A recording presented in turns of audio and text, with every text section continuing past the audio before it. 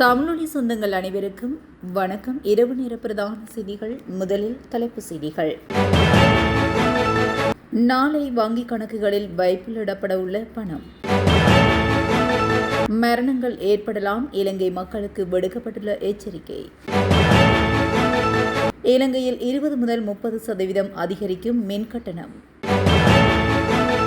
இஸ்ரேலில் பணிபுரியும் இலங்கை தொழிலாளர்களுக்கு விடுக்கப்பட்டுள்ள அவசர எச்சரிக்கை. பேக்கரி உற்பத்தி பொருட்களின் விலை உயர்த்தப்படாது, வெளியான தகவல். மண்சரிவு அபாய வலய மேல்குடியேற்ற நிதியுதவி அதிகரிப்பு. தீவிரமடையும் எரிபொருள் நெருக்கடி. ஜப்பானிடமிருந்து இலங்கைக்கு புதிய பேருந்துகள். இளைஞனின் உயிரை பறித்த சம்பவம். தமிழர் பகுதியில் மோதிய 2 வாகனங்கள், ஒருவர் இழப்பு. தொடர்பான விரிவான செய்திகள். அஸ்வசுமன் நலன்புரி திட்டத்தின் 1ஆம் கட்ட பயனாளிகளுக்கான மார்ச் மாத கொடுப்பனவு நாளை பயனாளர்களின் வங்கிக் கணக்குகளில் வைப்பிலிடப்படும் என அறிவிக்கப்பட்டுள்ளது. நலன்புரி நன்மைகள் சபை இந்த அறிவிப்பை வெளியிட்டுள்ளது. 14,08,635 குடும்பங்களுக்கு இந்த கொடுப்பனவு வழங்கப்பட உள்ளதுடன் இதற்காக அதிகமான தொகை வங்கிக் கணக்குகளில் வரவு வைக்கப்பட்டுள்ளன. 2ஆம் கட்டத்தின் கீழ் தெரிவு செய்யப்பட்ட பயனாளிகளுக்காகவும் நாளைய தினம் அதிகமான நிதி வங்கிக் கணக்குகளில் வைப்பிடப்பட்டுள்ளதாகவும் அந்த சபை மேலும் தெரிவித்துள்ளது. இலங்கையில் கடந்த ஆண்டு விசர் நாய்க்கடி நோயினால் 14 மரணங்கள் மாத்திரமே பதிவாகியுள்ளன. இது நாட்டின் வரலாற்றில் பதிவான மிக குறைந்த வருடாந்த மரண எண்ணிக்கை என தொற்று நோய் தடுப்பு பிரிவின் சமூக மருத்துவ நிபுணர் தெரிவித்துள்ளார். பதிவான 14 மரணங்களில் 12 மரணங்கள் விலங்குகள் கடித்தமையால் ஏற்பட்டுள்ளதாகவும், ஒரு மரணம் விலங்கு பிராண்டியமையாலும் மற்றும் ஒரு மரணம் அடையாளம் தெரியாத காரணத்தினாலும் ஏற்பட்டுள்ளது. இவ்வாறு உயிரிழந்தவர்களில் 31 தொடக்கம் 40 வயதுடைய இளைஞர்கள் என்றும், 41 தொடக்கம் 50 வயதுடைய நடுத்தர வயதினர் என்றும், 71 தொடக்கம் 80 வயதுடைய முதியவர்கள் மற்றும் சிறுவர்களும் அடங்குவார்கள். கொழும்பு மற்றும் கம்பகா ஆகிய மாவட்டங்களில் பூனைகள் கடித்தல் மற்றும் பிராண்டுதல் சம்பவங்கள் கணிசமாக அதிகரித்துள்ளதாக லியன பத்ரன எச்சரித்துள்ளார். கடந்த 2-3 வருடங்களாக பூனைகளின் மூளை மாதிரிகளை பரிசோதித்தல், அவற்றிடையே விசர் நாய்க்கடி நோய் பரவல் அதிகரித்துள்ளதை அவதானித்துள்ளோம். பூனை கடிப்பதை போன்றே பூனை பிராண்டுவதும் ஆபத்தானது என அவர் குறிப்பிட்டுள்ளார். எதிர்வரும் செப்டம்பர் மாதத்துக்குள் மின் கட்டணங்களை 20 முதல் 30% வரை அதிகரிக்க வேண்டியிருக்கும் என நாடாளுமன்ற உறுப்பினர் DV சானக தெரிவித்துள்ளார். கொழும்பில் வைத்து அவர் இந்த விடயத்தை கூறியுள்ளார். தற்போதைய அரசாங்கம் வழக்கமாக ஏப்ரல் மாதத்தில் அழைக்கப்படும் நிலக்கரி டெண்டரை 4 மாதங்கள் தாமதப்படுத்தியுள்ளது. தகுதிகளை தளர்த்தி நட்பு நிறுவனங்களுக்கு வாய்ப்பளித்துள்ளது. 42 நாள் டெண்டர் காலம் 21 நாட்களாக குறைக்கப்பட்டு செயற்கையான அவசரம் உருவாக்கப்பட்டாலும் டெண்டரை 2 மாதங்கள் வழங்குவதில் எந்த அவசரமும் இல்லை என்பதும் தெளிவாகிறது. இது ஒரு ஊழல் தடுப்பு சட்டத்தின் கீழ் ஒரு குற்றமாகும். எனவே தேவையான 38 நிலக்கரி கப்பல்களுக்கு பதிலாக இந்த முறை குறைந்த எண்ணிக்கையிலான கப்பல்களை மட்டுமே இறக்குமதி செய்ய முடியும் என்றும், நிலக்கரி பற்றாக்குறை காரணமாக ஜூலை முதல் செப்டம்பர் வரை டீசலை பயன்படுத்தி மின்சாரம் தயாரிக்க வேண்டியிருக்கும். மேலும் ஒவ்வொரு கப்பல்களுக்கும் சுமார் 500 மில்லியன் ரூபாய் செலவிட வேண்டியிருக்கும். குறைந்த விலையில் நிலக்கரி வழங்கப்படும் என்றும் கூறப்பட்டாலும் தரமற்ற நிலக்கரியை பெற்றதனால் அரசுக்கு கடுமையான இழப்பு ஏற்பட்டுள்ளது என குறிப்பிட்டுள்ளார். இஸ்ரேலில் வசிக்கும் இலங்கை தொழிலாளர்களுக்கு இலங்கை தூதரகம் முக்கிய அறிவிப்பை வெளியிட்டுள்ளது. சைபர் தாக்குதல் நடத்தப்படுவதற்கான அபாயம் காணப்படுவதனால் இலங்கை தொழிலாளர்கள் இதுகுறித்து அவதானமாக இருக்க வேண்டும் என இஸ்ரேலுக்கான இலங்கை தூதுவர் நிமல் பண்டார தெரிவித்துள்ளார். இஸ்ரேல், ஈரான் மற்றும் அமெரிக்க படைகள் தொடர்புபட்டுள்ள மத்திய கிழக்கு போர்ச்சூழல் 11 நாட்களாக நீடித்து வரும் நிலையில் அது நாளுக்கு நாள் தீவிரமடைந்து வருவதை காண முடிகின்றது.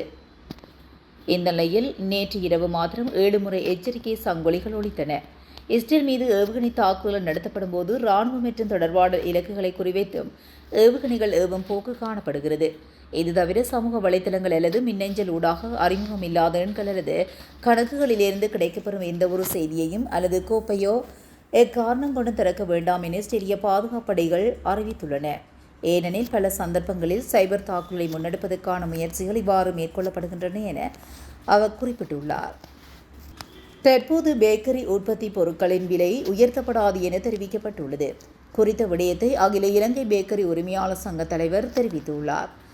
ரத்துலுகமவிலுள்ள சங்கத்தின் தலைமையகத்தில் நடைபெற்ற ஊடக சந்திப்பில் கலந்து கொண்டு கருத்து தெரிவிக்கும் போதே அவர் இதனை குறிப்பிட்டுள்ளார்.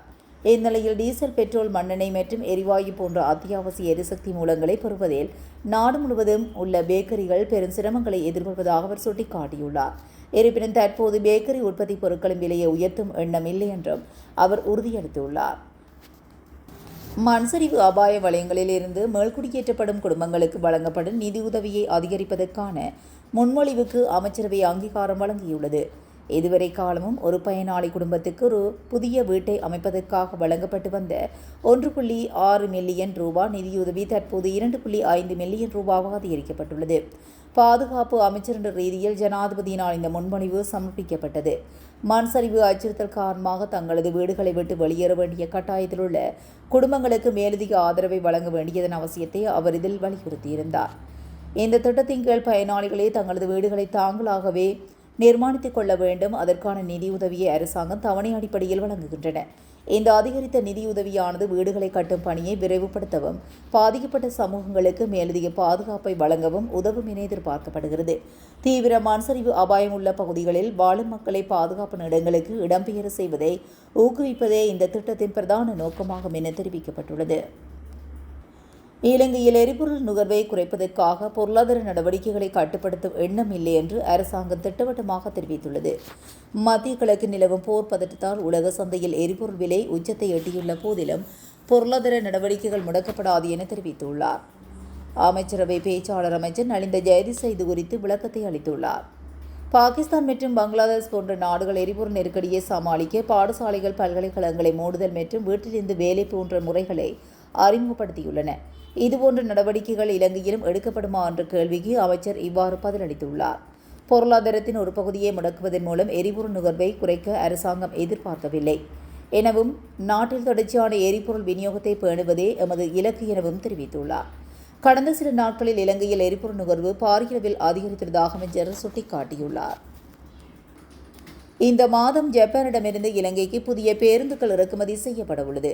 வசதியான, செயல்திறனான மற்றும் தொடர்ச்சியான பொது போக்குவரத்து சேவையை வழங்குவதற்கு ஜப்பான் அரசாங்கத்திடமிருந்து 8 புதிய பேருந்து வண்டிகளை பெற உள்ளதாக ஜனாதிபதி அனுரகுமார் திசாநாயக்க தெரிவித்துள்ளார். இதற்கு மேலதிகமாக ஆகஸ்ட் மற்றும் செப்டம்பர் மாதங்களுக்குள் மேலும் பல புதிய பேருந்துகள் கிடைக்க உள்ளதாகவும் ஜனாதிபதி தெரிவித்துள்ளார். இதனூடாக பொது போக்குவரத்தை வலுவாக மேம்படுத்தினால் வாகன இறக்குமதிக்கான செலவை கணிசமாக குறைக்க முடியும் எனவும் குறிப்பிட்டுள்ளார். இலங்கை பெருமளவிலான வாகனங்களை இறக்குமதி செய்வதற்காக அதிகளவில் செலவழிப்பதாகவும் அவர் குறிப்பிட்டுள்ளார். நகர்ப்புறங்களில் ஏற்படும் போக்குவரத்து நெரிசல் ஒரு பிரதான பிரச்சினையாக உள்ளதனால் வீதியில் மனித நேரங்கள் வீணாகுவதாகவும் ஜனாதிபதி அனுரகுமார் திசாநாயக்க சுட்டிக்காட்டியுள்ளார். கம்பகா போலீஸ் பிரிவுக்குட்பட்ட ஜாயில கம்பகா வீதியில் இடம்பெற்ற கோர விபத்தில் சிக்கி மோட்டார் சைக்கிள் ஓட்டுநர் ஒருவர் உயிரிழந்துள்ளார். கம்பகா நோக்கி பயணித்த மோட்டார் சைக்கிள் ஒன்று பஸ்ஸை முந்தி செல்ல முயன்றபோது வேக கட்டுப்பாட்டு இழந்து சரிந்து விழுந்துள்ளது. இதன்போது குறித்த பஸ்ஸுடன் எதிரே வந்த காரில் மோட்டார் சைக்கிள் மோதி விபத்துக்குள்ளானது. விபத்தில் பலத்த காயமடைந்த கம்பகா பகுதியைச் சேர்ந்த 23 வயதுடைய இளைஞரே கம்பகா வைத்தியசாலையில் அனுமதிக்கப்பட்ட பின்னர் சிகிச்சை பலனின்றி உயிரிழந்துள்ளார். சம்பவம் தொடர்பாக பேருந்து மற்றும் காரின் சாரதிகள் கைது செய்யப்பட்டுள்ளதாக போலீசார் தெரிவித்தனர். மட்டக்களப்பு திருகோணமலை வீதியின் உப்போடை சந்திக்கு அருகாமையில் இடம்பெற்ற விபத்தில் வந்தாறு மூலை பிரதேசத்தை சேர்ந்த 74 வயதுடைய முதியவர் ஒருவர் உயிரிழந்துள்ளார். தனது துவிச்சக்கர வண்டியை தள்ளியபடி வீதியை கடக்க முயன்ற நபர் மீது லொரி ஒன்று மோதியதுடன் பின்னால் வந்த கெப் வாகனமும் அவர் மீது மோதி விபத்துக்குள்ளானது. விபத்தில் படுகாயமடைந்த வத்தார் மூலை பிரதேசத்தை சேர்ந்த 74 வயதுடைய முதியவர் மாவடி வேம்பு வைத்தியசாலையில் அனுமதிக்கப்பட்ட பின்னர் உயிரிழந்துள்ளார். விபத்துடன் தொடர்புடைய கெப் வாகனத்தின் சாரதி கைது செய்யப்பட்டதை அடுத்து லொரியின் சாரதி விபத்தின் பின் தப்பியோடிய நிலையில் போலீசார் விசாரணைகளை மேற்கொண்டுள்ளனர். இத்துடன் தமிழொலியின் இன்றைய நாளுக்கான பிரதான செய்திகள் நிறைவடைகின்றன. தொடர்ந்தும் செய்திகளோடு இணைந்திருக்க தமிழொலி ஊடகத்துடன் இணைந்திருங்கள். நன்றி, வணக்கம். தமிழொலி ஒரே பார்வையில் இன்றைய செய்திகளை உடனுக்குடன் தெரிந்து கொள்ள தமிழொலி யூடியூப் தளத்தை சப்ஸ்கிரைப் செய்து இந்த வீடியோ பிடிச்சிருந்தா லைக் பண்ணுங்க, கமெண்ட் பண்ணுங்க, ஷேர் பண்ணுங்க. மறக்காம கீழே இருக்கிற பெல் ஐகானை கிளிக் பண்ணுங்க.